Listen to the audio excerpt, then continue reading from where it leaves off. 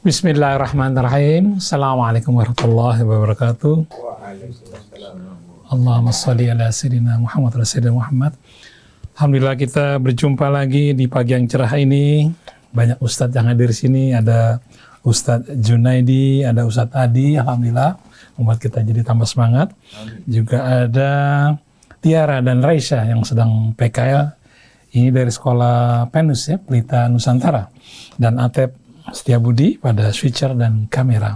Kita jumpa lagi dalam cara renungan di bawah naungan Al-Quran bersama Ustadz Husein Alatas. Kali ini kita akan menanggapi tentang kasus bunuh diri seorang ibu yang membunuh dua anaknya, kemudian dia bunuh diri ini di Sulawesi, dan tanggung jawab umat. Bagaimana Al-Quran melihat ini? Apakah Al-Quran tetap relevan sampai sekarang? Nanti akan diuraikan oleh Ustadz Husein Alatas. Salam Ustadz Husein, Ustadz Hamzah. Baik, kita mulai acara ini dengan membaca Al-Fatihah.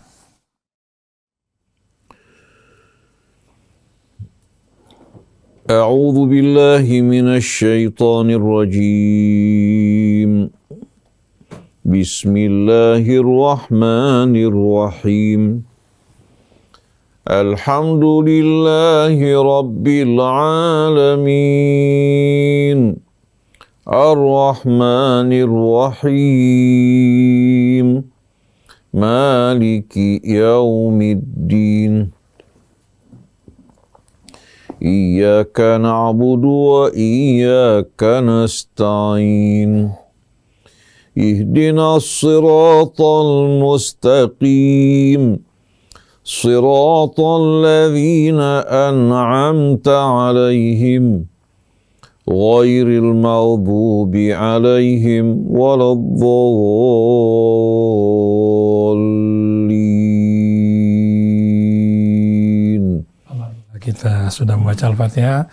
Mudah-mudahan ini bisa menjadi wasilah untuk bagaimana kita bisa memahami apa-apa yang disampaikan oleh Ustadz Husein Alatas dengan Al-Qurannya, dan juga mengomentari apa-apa yang terjadi dalam kehidupan ini. Silakan Ustaz Husein.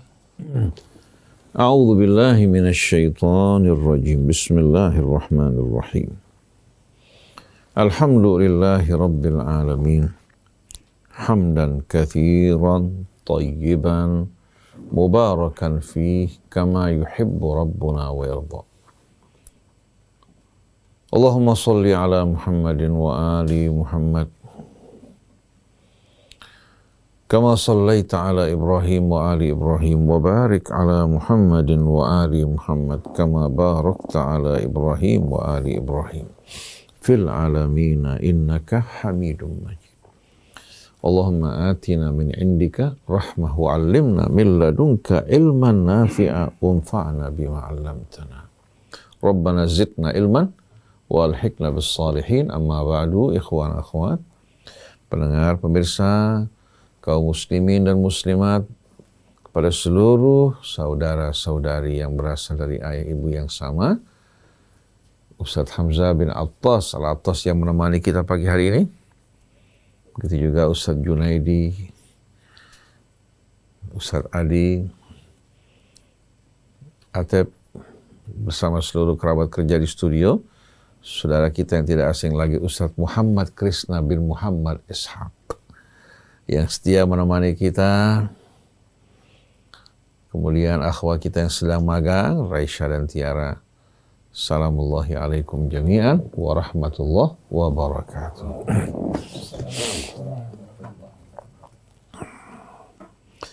Alhamdulillah wa syukurillah atas hidayahnya untuk kita, keluarga kita. Begitu pula orang-orang yang Allah pilih untuk beriman kepadanya, mengenal tujuan hidupnya, dari mana dia berasal, untuk apa hidup dalam kehidupan dunia ini, bagaimana cara hidup yang benar, dan kelak kepada Allah semuanya akan dikembalikan. Kita doakan mudah-mudahan saudara-saudari kita yang belum menemukan hidayah Allah, agar Allah subhanahu wa ta'ala terangi jiwa mereka dengan cahaya hidayahnya. Kembalikan mereka ke jalan yang benar. Bersama-sama kita menuju Allah subhanahu wa ta'ala. Akhir-akhir ini kita dikejutkan oleh berita dan kasus yang benar-benar amat menyedihkan dan memilukan. Seorang wanita membunuh kedua anaknya yang masih kecil. Lalu dia membunuh diri.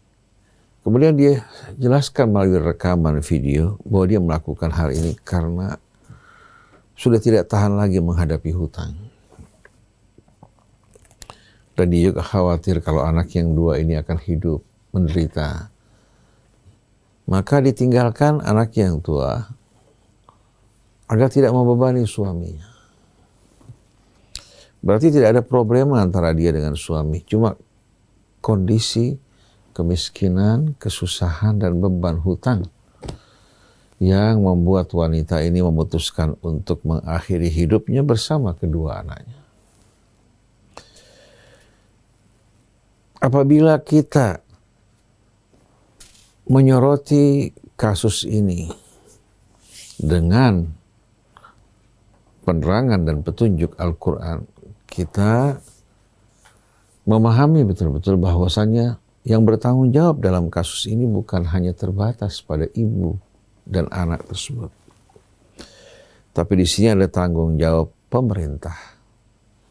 Pemerintah yang pandangan matanya tidak melihat nasib rakyat yang menderita.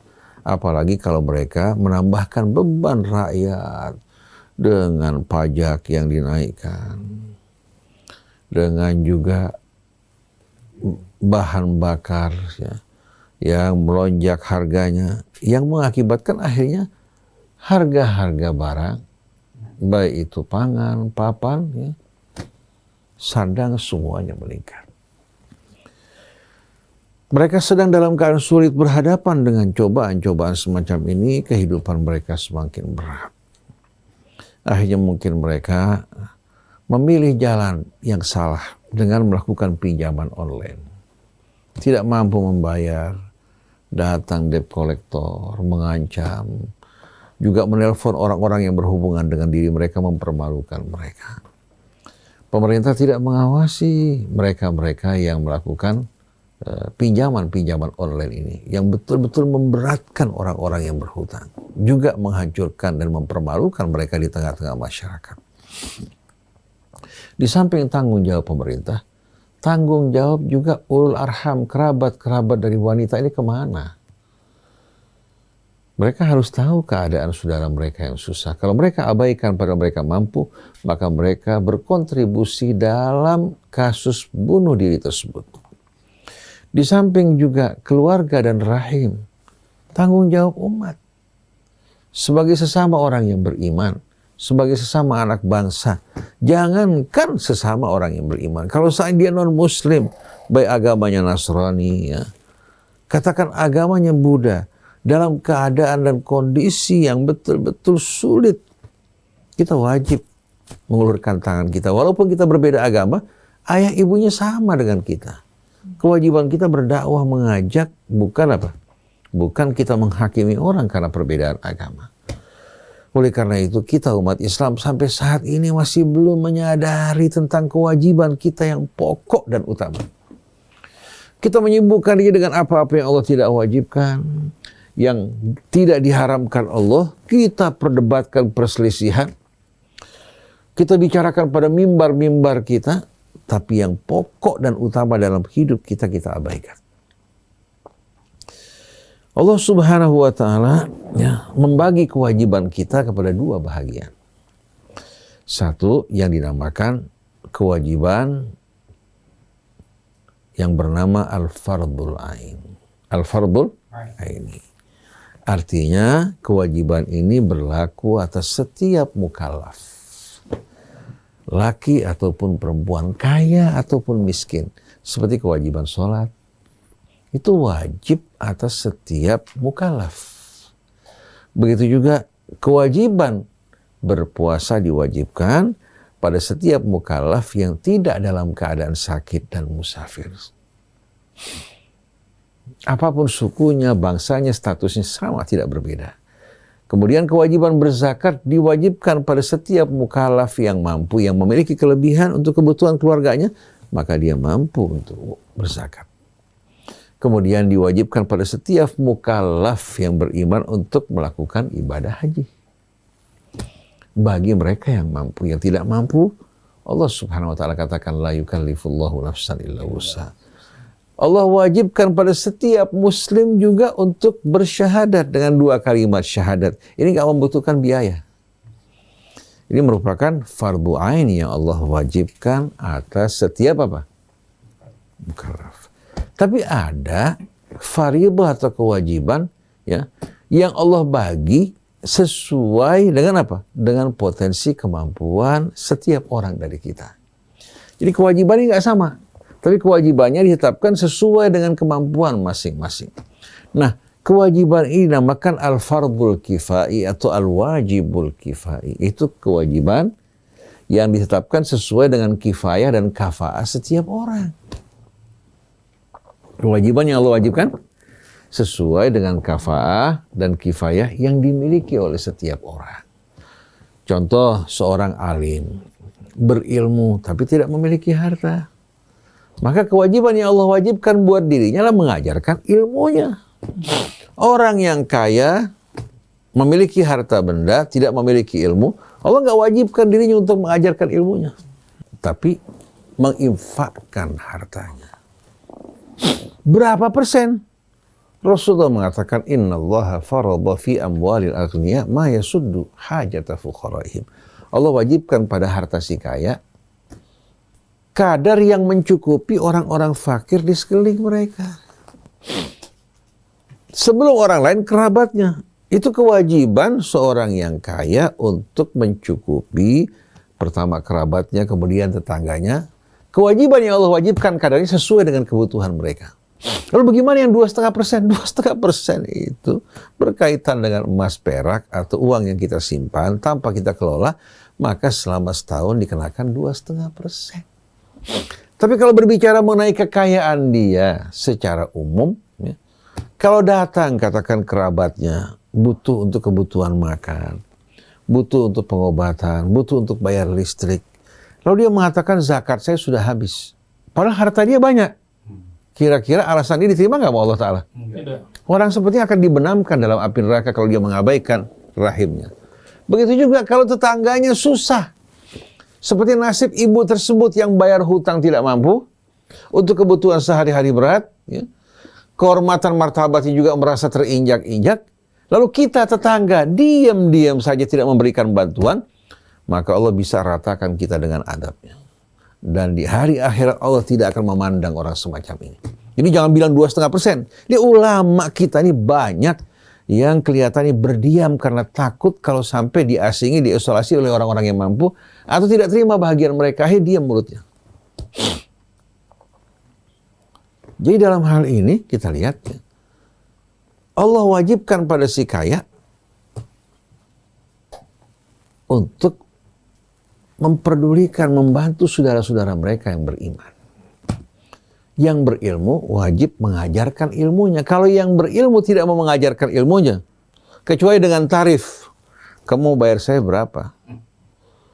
1 juta, 2 juta. Dia minta 5 juta. Dia nggak mau ajarkan, maka ini ulama-ulama yang kelak sebelum penyembah berhala dia akan masuk dalam api neraka. Karena dia bukan melaksanakan kewajibannya, ya, tapi dia ingin menjual belikan ayat Allah hingga banyak orang bodoh karena ulah perbuatannya, sebelum penyembah berhala dia akan masuk ke dalam api neraka.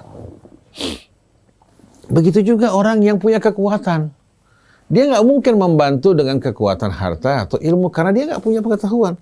Tapi dengan fisiknya dia bisa membantu meringankan beban saudaranya. Atau pejabat, wakil rakyat. Dengan jabatannya dia mampu untuk betul-betul menegakkan keadilan. Dia tidak lakukan, bahkan berkhianat. Nah, pejabat seperti ini termasuk orang-orang yang tidak akan mendapatkan lindungan Allah di hari kemudian nanti, dan orang-orang yang akan tinggal dalam kerak api neraka jahanam. Begitu juga wakil rakyat, bukan mewakili rakyat, mewakili dirinya atau mewakili oligarki dan orang-orang yang punya kepentingan. Wakil-wakil rakyat seperti ini orang yang amat mengerikan nasibnya di hari kemudian nanti. Berarti rusaknya masyarakat kita karena mereka tidak menjalankan kewajiban yang dinamakan al-fardhul kifai. atau al-wajibul kifai. Pertama, pemahaman yang salah. Karena selama ini fardu kifayah difahami memandikan jenazah, menyolatkan jenazah, menguburkan jenazah, itu namanya al-wajibul kifai. Kalau sebagian orang melaksanakan gugur dari yang lain, kalau gitu andel-andelan. Orang bakal bilang, saya melaksanakan gugur dari kamu, enak-enakan, mendingan saya duduk sama-sama. Kamu aja laksanakan gitu. Betul enggak? Ini definisi yang betul-betul apa? Definisi yang betul-betul membuat orang tidak bertanggung jawab. Tapi al-fardul kifai itu adalah kewajiban yang Allah tidak wajibkan secara sama pada setiap mukmin yang mukallaf, tapi kewajiban yang Allah wajibkan sesuai dengan kemampuan. Oleh karena itu orang yang tidak mampu berinfak, tidak mampu untuk juga mengajarkan ilmunya, tidak mampu juga untuk melakukan hal-hal yang lain, paling sedikit tugasnya al-amru bil ma'ruf wan nahyu 'anil munkar. Idza amaru bil ma'ruf wa nahaw 'anil munkar. Bisa cacat, ya, atau pincang, dia nggak bisa ikut perang, nggak bisa ikut berjuang, nggak bisa mencari nafkah, dia bisa beramar ma'ruf, memberikan nasihat untuk mengajak pada kebaikan, memperingatkan dari perbuatan yang munkar. Jadi dalam Islam tidak ada namanya apa? Orang yang tidak punya tanggung jawab. Tidak, dalam Islam tidak ada orang yang tidak punya peran yang positif dan aktif. Paling sedikit dia beramar ma'ruf nahi munkar. Yang buta saja bisa beramar ma'ruf nahi munkar. Betul tidak? Yang bisu juga bisa melakukan pekerjaan-pekerjaan yang bermanfaat. Saya lihat satu orang, ya, dalam kondisi apa? Dalam kondisi lumpuh. Kita bagaimana dia hidup? Ternyata dia punya keahlian. Walaupun dia lumpuh, dia punya keahlian. Bukan hanya menghidupkan dirinya, menghidupkan juga banyak orang. Ada orang buta hanya tukang urut. Bukan hanya menghidupkan diri sama anaknya, bahkan keluarganya dapat bantuan dari dia. Ada orang nggak punya tangan, bisa aktif bekerja dengan kedua kakinya. Seolah kedua kaki ini mirip apa? Dengan tangan. Jadi sebetulnya rahmat Allah luas. Nah, orang bertanya, apa dalil sampean Ustadz mengatakan bahwa apa? Setiap orang mempunyai tanggung jawab pada potensi kemampuan yang dimiliki. Kewajiban ijtimai, kewajiban sosial yang dinamakan at-takaful al-ijtimai fil Islam. Kerjasama sosial dalam Islam. Jawabannya sederhana. Buka ayat 71 surat Taubah. Wal mu'minun wal mu'minat ba'duhum awliya'u ba'din. Orang-orang yang beriman, pria maupun wanita, sebahagian mereka menjadi pembela, pelindung, pembantu, penolong sebahagian yang lain. Kita kalau di sekolah dulu, waktu masuk sekolah ditanya, wali muridnya siapa? Orang tua tampil atau saudaranya? Saya wali murid. Yang bertanggung jawab atas orang tersebut memberikan nafkah, betul nggak? Bayaran. Begitu juga orang yang beriman, bukan hanya jadi wali untuk anak istrinya, tapi untuk sesama orang yang beriman. Wal mu'minun wal mu'minat ba'dhuhum awliya'u ba'd. Dan bukan hanya kaum pria, bisa saja yang kaya, yang sugih ini perempuan. Betul enggak? Bisa saja yang berilmu perempuan. Artinya dalam Islam ada kesetaraan pria dan wanita. Asal wanitanya tidak mengabaikan kewajiban dia pada suami maupun anaknya, dia bisa berperan aktif dengan syarat tidak menodai kehormatannya. Istri Rasulullah, mereka orang yang ikut menyampaikan pesan-pesan Rasul. Betul nggak? Contoh-contoh mulia seperti Sayyidah Khadijah, Ummu Salamah. Hampir dikatakan Rasul, ya, paling banyak mendapatkan hiburan dari sang istri tercinta Sayyidah Khadijah Ummul Mukminin radhiyallahu anha pada masa-masa yang amat sulit. Sampai tiap Jibril turun, dalam riwayat Jibril berkata kepada Khadijah, ya Khadijah, innallaha yuqri'uki salam. Allah menyampaikan salam kepada Ummu Khadijah. Kenapa? Karena wanita ini yang mendukung Rasul yang diutus oleh Allah Subhanahu wa ta'ala. Jadi bukan hanya kaum pria, tapi wal mu'minun wal mu'minat ba'duhum awliya'u ba'd. Kalau dulu perempuan perannya di dapur sama ngurus anak, sama nyebokin anak-anak mereka. Betul enggak? Kalau sekarang wanita dimanfaatkan oleh laki-laki walaupun diberikan gelar artis, model, ya, YouTuber, snapgram, tapi sebetulnya apa? Dia dimanfaatkan, dinikmati oleh laki-laki, ya, yang tidak takut pada Allah Subhanahu wa Ta'ala. Kemudian kehormatan mereka jual dengan harga yang murah. Betul nggak? Jadi foto model katakan perempuan. Kesian kan, tubuhnya yang Allah Subhanahu wa Ta'ala berikan untuk dia harus disyukuri, dijaga, dipertontonkan melalui pakaian-pakaian yang diproduk oleh perusahaan-perusahaan yang memproduksi apa? Pakaian. Dia sebagai apa? Sarana. Sarana. Bukan makhluk yang terhormat yang dimuliakan oleh Allah Subhanahu wa Ta'ala. Jadi banyak wanita-wanita kita dimanfaatkan dengan gelar artis terkenal. Betul enggak? Seperti kasus yang saya pernah baca berkaitan dengan seorang artis wanita, Marilyn Monroe. Ketika dia sedang berpose pada masa-masa mudanya di hadapan kamera dengan tubuh yang separuh bugil, dia menjerit sambil menyerang para kameramennya. Kalian manfaatkan saya. Kalian paksakan untuk hadir pada setiap syuting. Kalian tidak tahu derita saya, kesedihan saya. Mesti saya datang karena tekan kontrak. Lalu kalian jual tubuh saya untuk dipandang oleh pria-pria yang rakus, yang sama sekali tidak punya kehormatan. Dia nangis pada saat itu. Sampai ketika sedang sakit berbaring dalam keadaan parah, kena penyakit paru-paru, seorang wanita mengatakan, saya paling kagum terhadap Anda dan Anda merupakan idola saya. Saya ingin seperti Anda. Marilyn Monroe mengatakan, nah, kalau saya bisa memutar jarum jam ke belakang, saya ingin dipanggil ibu, nenek, ya, grandma, mother, yang saya tidak dapatkan. Karena saya memilih cara hidup yang salah. Dia ingin menjadi wanita normal, mendapatkan kecintaan, kasih sayang dari anak dan cucunya, begitu pula suaminya. Tapi yang terjadi, wanita-wanita ini berpindah dari pelukan laki-laki yang mengaguminya kepada laki-laki yang lain. Yang mereka kagumi bukan wanitanya, tubuhnya. Begitu rusak, siapa yang akan datang? Wal mu'minun wal mu'minat, kita lihat peran wanita dalam Islam. Pria yang beriman, wanita yang beriman. Sebagian mereka menjadi wali sebagian yang lain. Sebagaimana contoh, Khadijah menjadi wali Rasulullah dalam perjuangannya dengan modal yang diberikan. Rasulullah menjadi wali dari sisi Rasulnya, tapi Khadijah menjadi wali Rasul yang memberikan tunjangan dana untuk perjuangan dakwahnya. Memberikan hiburan bagi Rasul pada saat-saat genting dan kritis. Apa peran mereka? Ya'muruna bil ma'ruf, mengajak kepada yang ma'ruf. Mengingatkan manusia kembali pada Allah, hidup dalam kebaikan dan kemuliaan. Wa yanhauna 'anil munkar, dan bersama-sama mencegah kemungkaran. Termasuk diantaranya kasus bunuh diri merupakan mungkar. Untuk tidak terjadi, kita harus selesaikan, berikan solusi buat wanita ini. Kalau kita berjamaah beramai-ramai mudah. Jangan 2 miliar, 3 miliar untuk acara ulang tahun perkawinan mudah, ya. Tapi untuk menolong orang sulit.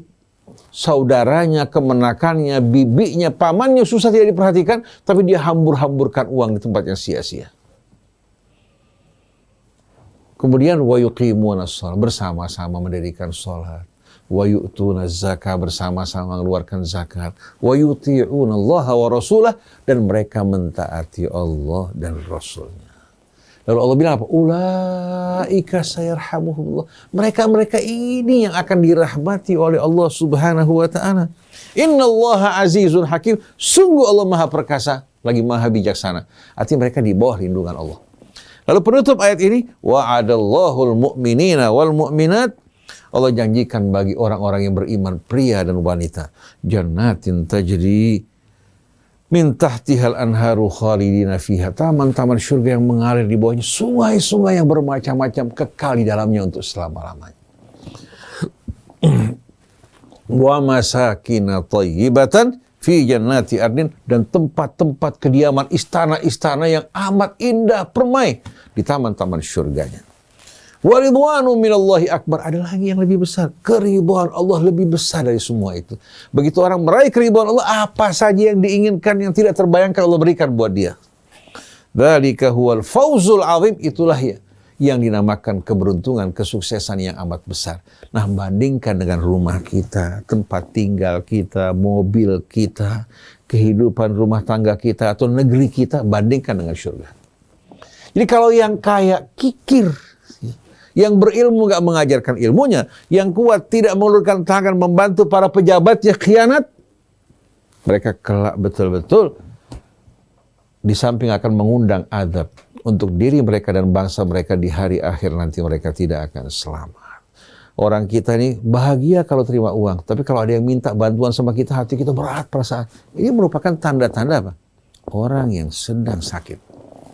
Tapi kalau dia orang minta bantuan, dia nggak mampu, dia bersedih. Kalau datang orang memohon bantuan padanya yang layak untuk menerima bantuan, dia mampu, dia bersyukur pada Allah Subhanahu wa taala. Alhamdulillah alladzi hadana li hadza wa ma kunna linahtadiya laula an hadana. Orang kalau bisa menjadi apa? Penyambung rahmat Allah kepada hambanya. Menjadi pelayan hamba. Mewakili Allah membantu hambanya, ini kan luar biasa. Betul tidak?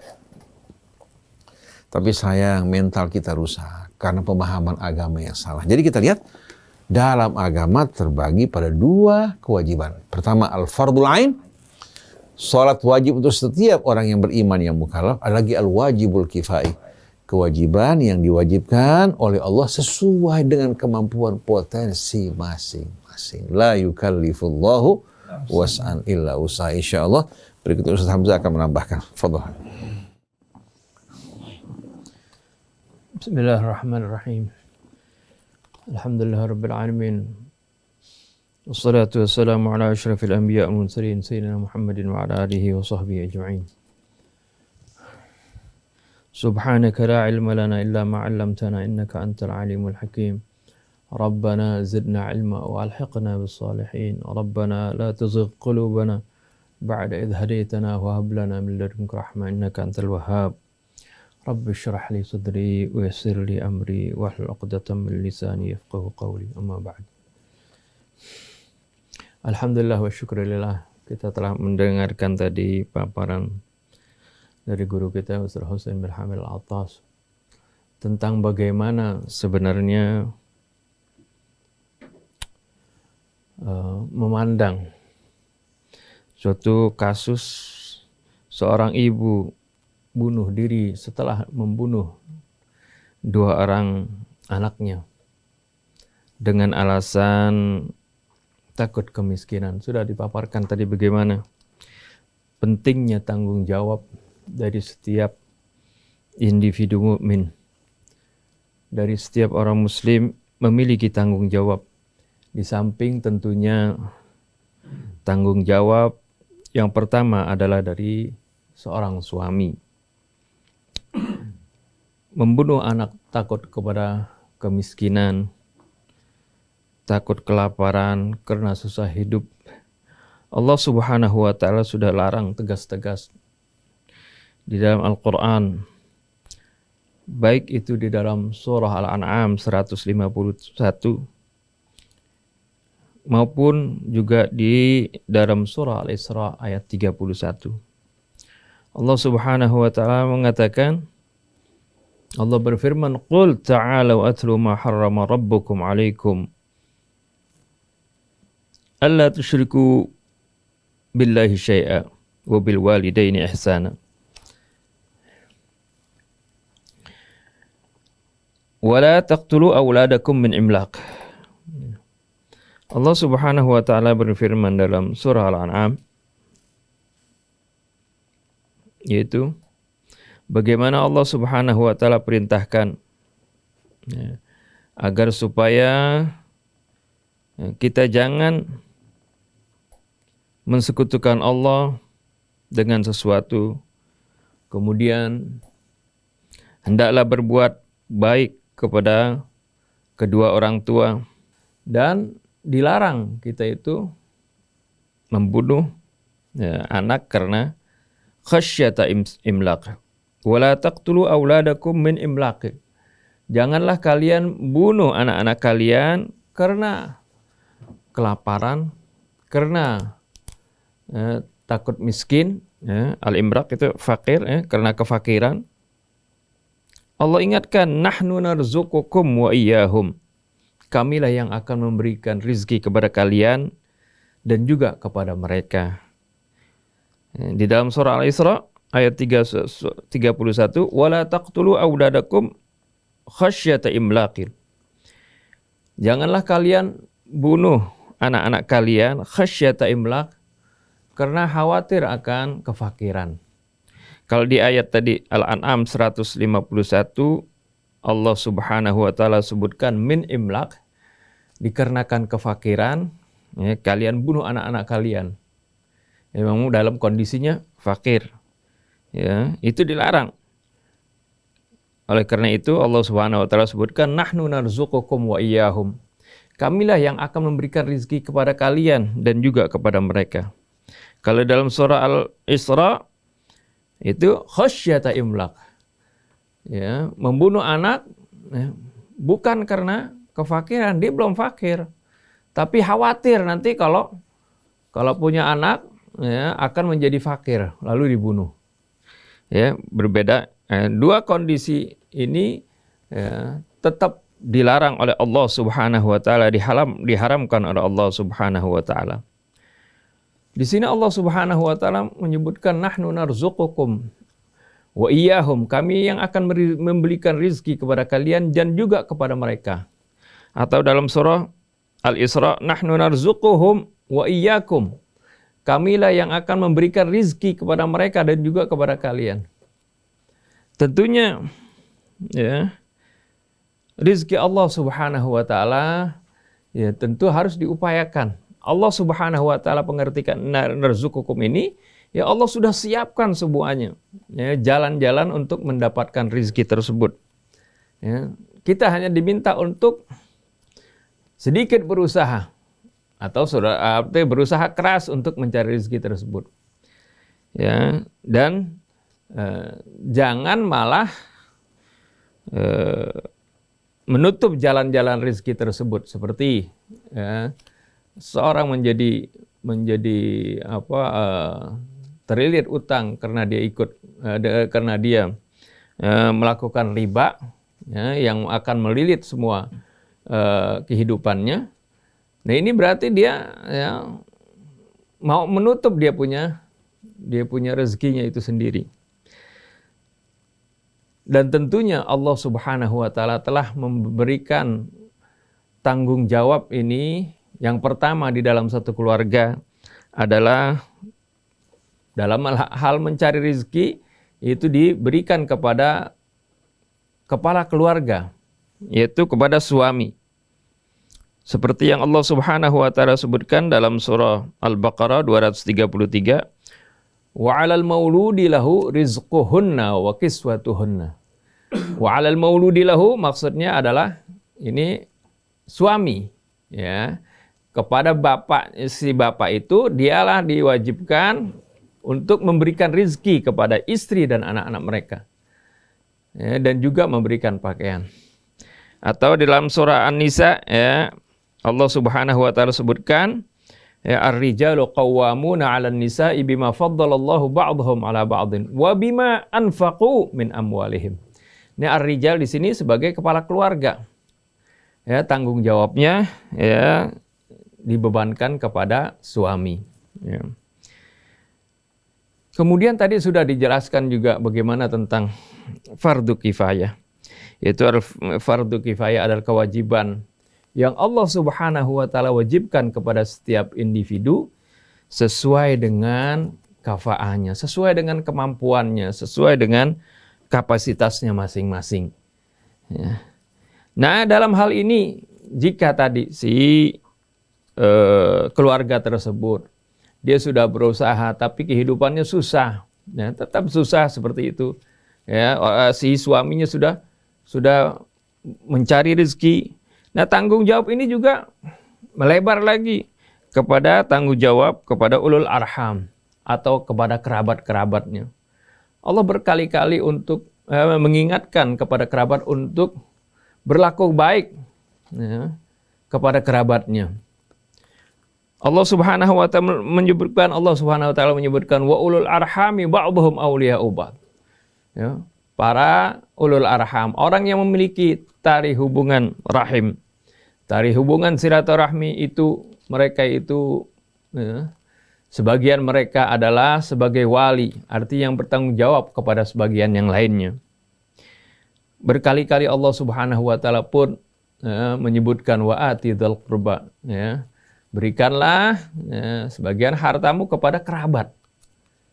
Nah, ini ya lingkup tanggung jawab ya setelah kepala keluarga ya melebar kepada keluarga, kepada kerabatnya yang memiliki hubungan rahim. Berikutnya lagi tanggung jawab kepada lingkungan, ya, kepada saudara-saudara mereka seiman. Ya, karena Allah Subhanahu wa taala sebutkan tadi, Ustaz Husain juga telah menyebutkan bagaimana wal mu'minuna wal mu'minatu ba'dhuhum awliya'u ba'd. Ya, kaum mukminin sebagian mereka dengan sebagian yang lain adalah ya, sebagai pelindung, pengayom, ya, penolong bagi sebagian yang lain. Ya. Wal mu'minuna ba'dhuhum awliya'u ba'd. Ini ya, bagaimana lingkup tanggung jawab yang terus berkaitan. Bahkan Rasulullah Shallallahu Alaihi Wasallam sampai bersabda, "Wallahi la yu'min, wallahi la yu'min, wallahi la yu'min." Sampai 3 kali Rasulullah Shallallahu Alaihi Wasallam bersabda. Siapa? Sahabat bertanya, siapa ya Rasulullah? Sampai Rasulullah bersumpah 3 kali. Ya. Rasulullah katakan, "Man bata syab'an, wajaruhu ja'ihum bijambih." Orang yang tidur dalam keadaan kenyang, ya, dan tetangganya dalam keadaan kelaparan, wa huwa ya'lam, dan dia tahu kalau kondisi tetangganya itu dalam kelaparan. Rasulullah bilang tidak beriman. Karena iman itu bukan hanya sesuatu yang hanya diucapkan oleh lidah atau klaim-klaim pengakuan kita atau sebagai suatu identitas di KTP kita. Tapi iman perlu pembuktian. Nah, ini adalah bagaimana pembuktian dari keimanan kita dan kepedulian kita kepada tetangga kita. Kemudian tanggung jawab berikutnya adalah tanggung jawab pemerintah atau ulul amri. Ya. Pemerintah ini juga bertanggung jawab karena pemerintah inilah yang bisa mengeluarkan regulasi untuk memudahkan lapangan pekerjaan, memberikan bantuan, meluruskan atau mengeluarkan peraturan-peraturan yang bisa mensejahterakan rakyat, itu pemerintah. Kadang-kadang dengan hanya satu surat, satu lembar yang berupa keputusan, tentu itu akan berdampak begitu besar bagi masyarakat. Ini tanggung jawab ya, kepada pemerintah. Sampai Rasulullah SAW katakan, kullukum ra'in wa kullukum mas'ulun ar-ra'iyati. Setiap kalian adalah pemimpin dan setiap kalian bertanggung jawab terhadap pimpinannya. Ya. Wal amiru ra'in wal rajulu ra'in ala ahli baitihi wal mar'atu ra'iyatun ala baiti zawjiha wa waladi fa kullukum ra'in wa kullukum mas'ulun ar-ra'iyati. Ini hadis muttafaqun alaih yang diriwayatkan oleh Abdullah ibn Umar radhiyallahu anhuma. Jadi setiap kalian itu pemimpin. Yang pertama kali Rasulullah sebutkan adalah wal amir. Seorang kepala pemerintahan, kepala negara, ya, dia itu bertanggung jawab terhadap rakyatnya. Ya. Kemudian ya, turun-temurun terus ya, sesuai dengan kapasitas masing-masing, apakah wali kota, kemudian apakah gubernur, wali kota, camat, ya, sampai kepada lurah, itu mereka bertanggung jawab. Kullukum mas'ulun an ra'iyatihi. Ya, semuanya itu bertanggung jawab terhadap rakyat yang dipimpinnya, dan nanti di hadapan Allah Subhanahu wa taala mereka akan dimintai pertanggungjawaban. Ya, kenapa ya rakyatnya miskin seperti itu. Nah, ini hal-hal seperti ini diamalkan oleh para kaum muslimin ya, pada zaman Nabi maupun pada zaman sahabat. Sampai Sayyidina Umar mengatakan, andai kata ya, di ujung sungai Efrat ada seorang ya, terjatuh gara-gara misalnya dia terpleset di jalan, saya takut ya, nanti Allah Subhanahu wa taala akan memintai pertanggungjawaban saya terhadap orang tersebut. Itu saking takutnya bagaimana menjadi pemimpin yang nanti akan dimintai pertanggungjawaban oleh Allah Subhanahu wa taala pada apa-apa yang dipimpinnya. Nah, ini saja yang dapat saya sampaikan bagaimana tanggung jawab yang sebenarnya yang begitu luas yang Allah Subhanahu wa taala sudah canangkan bagi kita, sudah tetapkan bagi kita. Setiap masing-masing itu bertugas ya sesuai dengan kemampuannya dan sesuai dengan kapasitasnya masing-masing. Atau yang sering kita dengar ini sebagai al-fardul kifayah yang sering disalahartikan. Ya, artinya kalau fardhu kifayah ya kalau udah ada satu orang kerjain udah selesai seperti itu. Ya, dan juga skopnya sempit, biasanya hanya dalam mengurusi jenazah, mensolatkannya, mengkafankannya, dan juga contohnya biasanya yang menjawab salam gitu. Berulang-ulang kalau di yang fardu kifayah cuman itu saja contohnya di dalam kitab. Ya, ini tadi Ustaz Husain telah menerangkan bagaimana pengertian dari fardul kifayah ya, yang sebenarnya. Ini saja yang dapat saya sampaikan, mudah-mudahan bermanfaat. Allah. Bismillahirrahmanirrahim. Sebagai argumentasi yang menjelaskan al-wajibul kifayah tadi, terdapat 2 hadis. Ya. Ini hanya sebagian riwayat dari Nabi kita, bukan keseluruhannya. Rasulullah SAW bersabda, al-mu'min lil mu'mini kalbunyan yashuddu ba'duhu ba'duhu. Hubungan antara orang yang beriman satu sama lain bagikan bangunan yang saling topang menopang. Topang? Bangunan secara menyeluruh bukan hanya bergantung pada atapnya, pada interiornya. Pilar-pilarnya merupakan apa? Merupakan hal yang amat penting dalam menunjang bangunan tersebut. Walaupun eksteriornya, interiornya begitu indah. Tapi kalau tiangnya runtuh, semuanya akan runtuh. Dan tiang juga bertumpu di atas fondasi. Betul nggak? Jadi kita lihat bagaimana bangunan tersebut menjadi kokoh, kuat, indah apabila saling mengikat dan topang menopang. Lalu peran yang lain yang Nabi jelaskan, al-mu'min akhul mu'min, la yadhlimu wa la yakhdhulu. Orang yang beriman, saudaranya orang yang beriman. Dia tidak akan mungkin menganiaya saudaranya. Kalau dia beriman, tidak mungkin, mustahil. Wa la yakhdhulu, kalau dia butuh, susah, tidak mungkin dia akan tinggalkan, diabaikan. Ini kan hadis-hadis yang sahih yang menjelaskan bagaimana firman Allah wal mu'minun wal mu'minat ba'duhum awliya'u ba'din. Ini apa yang saya sampaikan tadi, bagaimana indahnya Islam, tapi sekarang telah ternoda, tercemar oleh jahiliyah yang menggantikan Islam, tinggal hanya bungkusannya saja. Oleh karena itu dalam sebuah riwayat, diriwayatkan dari Sayyidina Umar ibn Khattab radhiyallahu anhu, ada yang mengatakan diriwayatkan dari Nabi. Dan ini ucapan paling sering kita dengar dulu sewaktu di pesantren bersama Ustaz Hamzah. Saya punya orang tua sering membacakan hadis ini. Satun qabu ural islami urwatan idza nasya'a fil jahiliyah man la ya'rifil islam. Tali temali Islamnya akan dipreteli satu persatu kalau tumbuh di tengah-tengah kaum muslimin, pemuda-pemudanya, masyarakatnya tidak membedakan antara jahiliyah sama Islam.